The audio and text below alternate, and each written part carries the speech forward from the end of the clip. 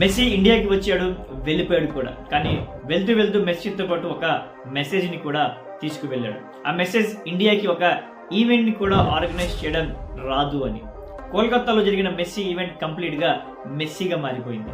As per the plan Messi Indian football టీంకి ఒక master class ఇచ్చే విధంగా ప్లాన్ చేశారు. In fact Shahrukh Khan also present over there. Finally fans కి మాత్రం డిసప్పాయింట్ మాత్రమే మిగిలింది. ఓవర్ క్రౌడ్ వల్ల మెస్సీ టీం ఈ ప్లాన్ ని కంప్లీట్ గా క్యాన్సిల్ చేశారు. అయితే ఈ ఓవర్ క్రౌడ్ కి రీజన్ స్టేడియంలో ఉన్న అభిమానుల లేక మెస్సీ చుట్టూ ఉన్న so called celebrities who is responsible? స్టేడియంలో ఉన్న పబ్లిక్ కుర్చీలు వెరగొట్టారు, బాటిల్స్ విసిరారు, గ్రౌండ్ లోకి వచ్చి నానా బేభత్సం చేశారు, లాఠీ చార్జ్ కూడా జరిగింది. ఇదంతా చూసిన తర్వాత ఒక ఇంటర్నేషనల్ ఆర్టిస్ట్ ఇండియాకి రావడానికి ఇష్టపడతారా? ఒక్కొక్కసారి అనిపిస్తుంది ఇండియాలో క్రౌడ్ మేనేజ్మెంట్ అనే దానికి అర్థం కూడా లేదు అని.